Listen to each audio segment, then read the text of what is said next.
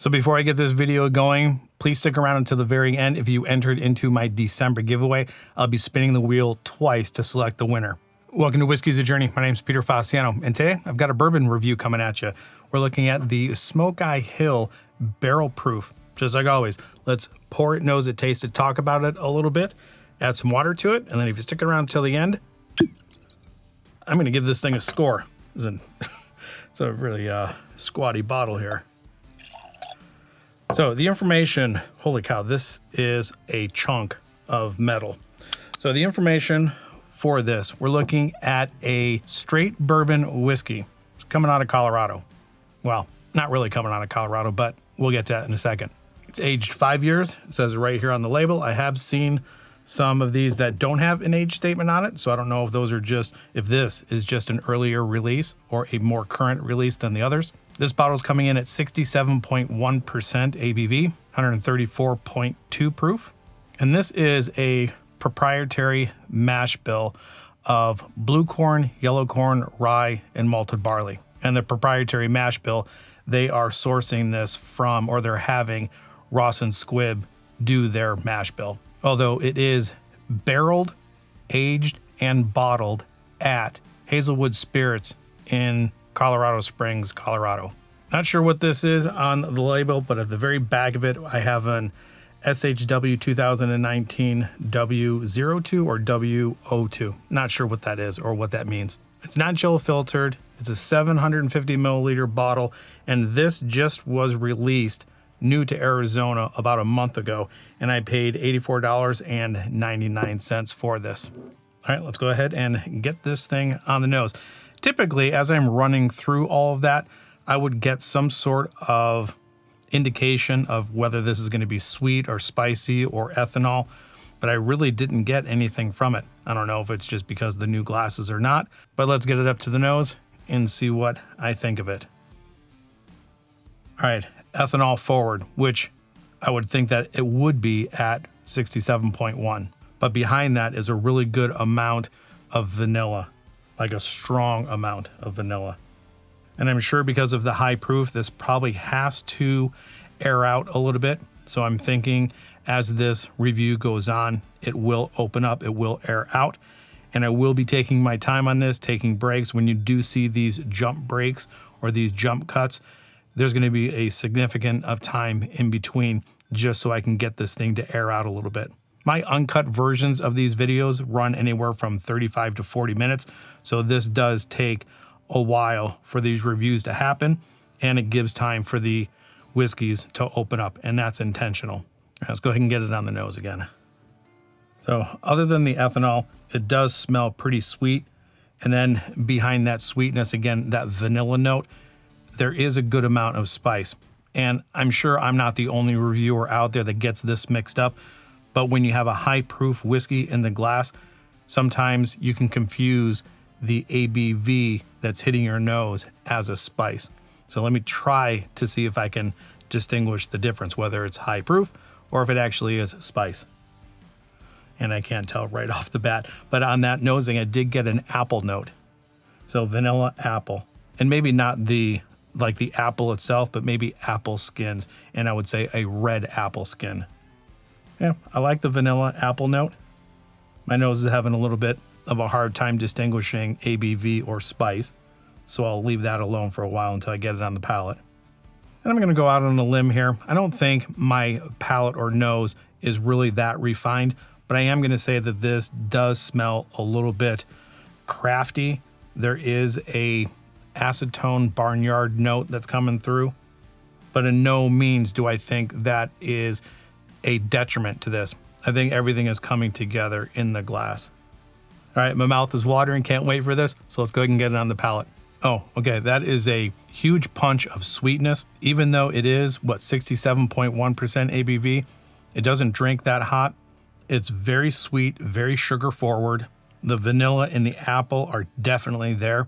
I get a really good amount of barrel char or char? Yeah, barrel char on the side of the tongue. It's not tannin, it's char. It hits with a punch. There is a lot of saturation of flavors here. And even though it is drinking less than the ABV, I'm not picking up on a whole lot of spice. So if I had to order this, as soon as it hits your tongue with the arrival, it's a burst of ABV. As it goes to the mid palate and the side of your tongue, there's a tremendous amount of sweetness, the vanilla, the apple, the saturation of flavors go underneath the tongue. It's pretty sticky, pretty viscous. The char, the oak, and I'm just gonna call it richness. There is a richness of flavor that hits the back of the throat and lingers there. And that richness could be chocolate, leather, tobacco, oily and viscous. It definitely is sticking around. And I really do like the sweetness. And you've been here for a while, you know, I do like a good balance of sweet and spice.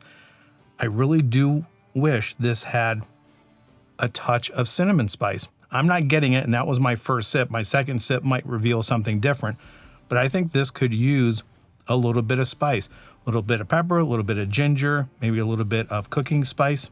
I think that would round it out pretty well. So let's go ahead and get the second sip. Let me concentrate a little bit more on the finish, maybe so I can see if I can, now that the power of suggestion is there, see if I can pick out some spice, because there's got to be spice in here. I would imagine that there would be. So second sip, everybody.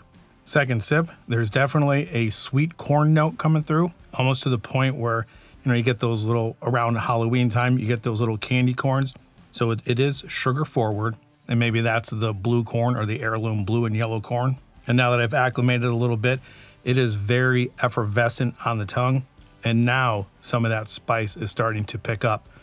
Either that or it's now the ABV and that effervescence that's actually coming across as spice. And since I can't pick up on a specific cinnamon, pepper, ginger, I'm just gonna say that this is not spicy, but the ABV is there. Good vanilla, good apple, good sweetness. I do like this quite a bit. Before I add water to this, I do have the other Smokeye Hill. Their lower proof version. This is 93 proof. I want to get this into the glass, give it a taste, and see if there's any, comparison between the high proof, the barrel proof. Is it barrel proof or? Yeah, between the barrel proof and the normal. So, yeah, now that, this is sitting there for a while, that finish is just going and going and going. Turning a little bit bitter, a little bit dry, but the finish is rather long. This smells sweet, not as charry or oaky. The vanilla and the apple note is not really there at all. But coming off of this one, I'm getting lighter fruits in here. A little bit citrusy, a little bit peachy. So let me get this one on the palate. Yeah, that's a very easy sipper. Very nice. There's not a lot there coming off of this one. I think this just dominates the palate. But all of the notes that I'm getting here, I'm also getting in this. They're just subdued at a lower proof.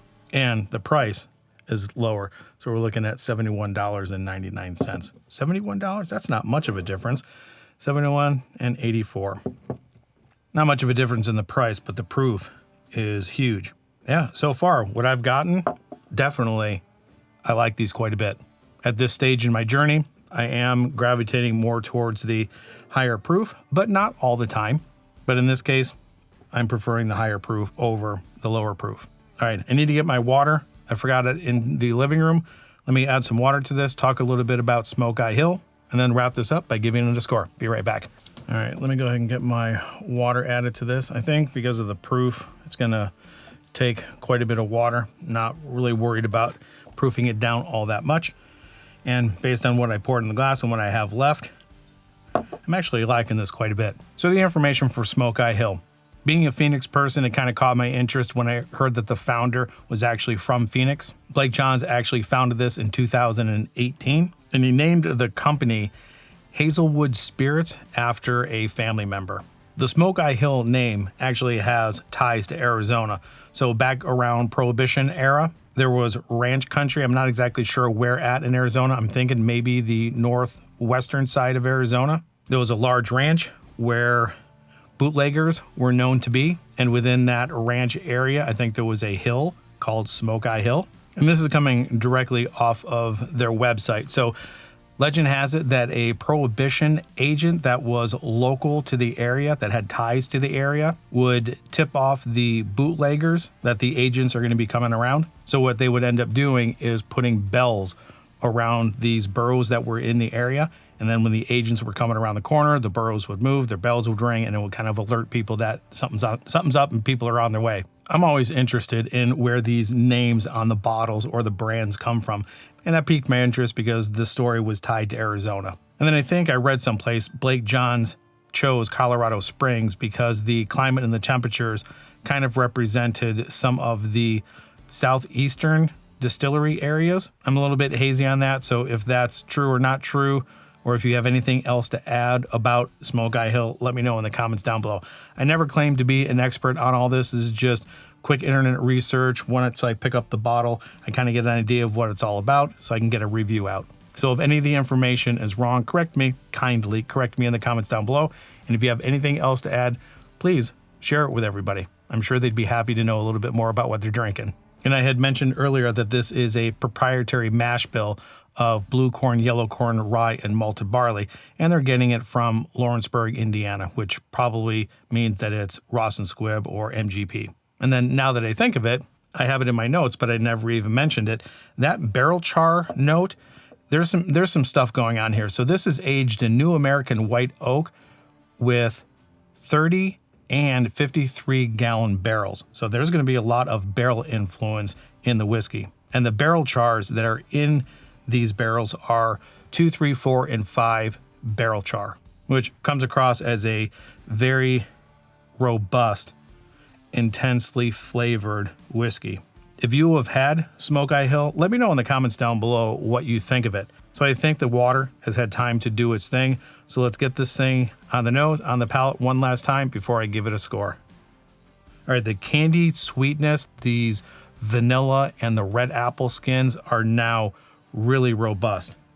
I do get a little bit of a floral note, which I'm not too keen on. I don't think I picked up on the floral note before I added the water. But yeah, I still get like a dusty corn, sweet corn, those little candy corns, that's in here still. The ABV or the ethanol has taken a hit, so I'm not really getting blasted up the nose with the ethanol. Even though I think the water opened this up a little bit more, and there is a bubblegum note in here as well, I think I like the nose because of that floral component better without the water. So let's go ahead and get it on the palate. And again, I'm sorry if you guys can pick that up. I'm anticipating this sip. I'm starting to salivate. So let's get this thing on the palate. Okay, so that water definitely brought out a bunch of spice. I mean, over the top amount of spice. Vanilla, apple, that floral note is not there on the palate. Still a really good hit of ABV, so I don't think that amount of water with what I had left in the glass really took a hit on the ABV. That is two totally, completely different experiences with and without water. I think you can probably experiment with this with drops of water, get it to where you like it, and then stop adding water. With the exception of the floral note on the nose, I think I like this equally with and without water. All right, before I get on to my score, this is the third video released in 2025, so I just want to let you know I do have a January giveaway happening. If you're not familiar with this giveaway, all of my rules to the giveaway are in the description below. Please read through it. And if you feel like you meet the requirements for the giveaway and you feel like contributing to the channel to support the channel, feel free to do so. I really appreciate the support. And if you've stuck around this far and you like this information, you like the style of content, and you're not subscribed to the channel, please do me a favor and subscribe to the channel. Just go ahead and click on that little link down there. Turn the bell notification on because I produce videos every Monday, Wednesday, and Friday. All right, let's go ahead and get on to the score. If you're new here and you don't know how I'm scoring things, I rate everything out of 5 stars. Since I really do like how this reacts with and without water, I think this is going to be elevated a little bit rather than just an average whiskey. I like the proof. I like the intense vanilla apple notes. I like how that char is actually coming through and hitting the tongue without being too tannin on the side. The length of finish on this just goes forever, which is always a plus in a whiskey. You can actually sit down and take long breaks in between sips so you're not just cruising through the bottle or the glass. I'm a huge fan of how saturating it is on the palate, and overall, the flavors are good. So I'm going to put this for 2025, my first whiskey that might be in contention for 2025 Whiskey of the Year. I know this is one of my very first reviews, but I'm liking this quite a bit. I'm going to put this at a 4. Even though it's 5 years of age, even though I think I paid a little bit more than what is truly asking for. I mean, $84 might be a little bit high for a 5-year MGP, but I do like how the blue corn, the vanilla, and the apple notes are coming through. And like I had mentioned before, the saturation of flavors and the lingering of the finish, this is going to be a solid 4 for me. All right, so like I said at the very beginning of this video, I do need to spin my wheel and select 2 winners for the month of December. So let me go ahead and grab my phone, spin the wheel twice, and see who the winners are. All right, I have got my wheel here again. Thank you to everybody that has supported this channel over the course of the giveaway that I have been doing. I think it's been a pretty good success. I'm going to continue doing it in 2025, like I had mentioned before. So the January giveaway is open and ready to go. Best of luck for everybody that has donated in the month of December. So let's go ahead and spin the wheel and see who our 2 lucky winners are. All of my contact information is in the description below. You can contact me through my email, or you can send me a DM straight through Whiskey's a Journey on Instagram. All right, best of luck to everybody. Here we go. Spin number 1.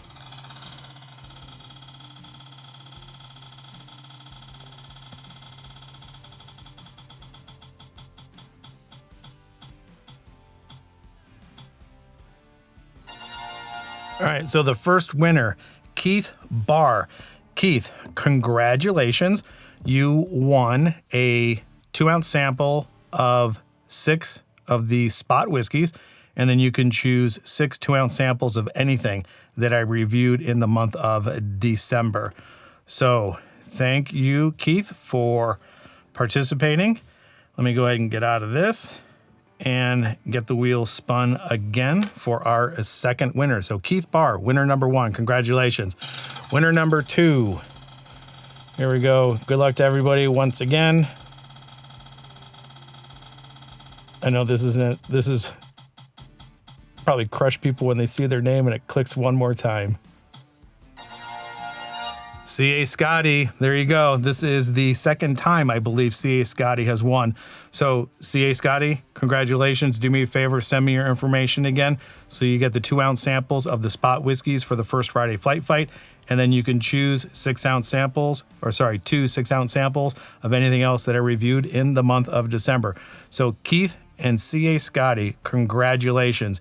And again, thank everybody for participating in the month of December. That was actually a pretty good month. I don't know if January will be as good as December, but hey, we will see. That's where I'm going to leave it. So wherever you are at in your journey, I hope you guys are enjoying it. Or ladies, I hope you are enjoying it as well. I'm going to finish off today with the lower proof version of the Smokeye Hill. Cheers, everybody. We'll see you on Wednesday.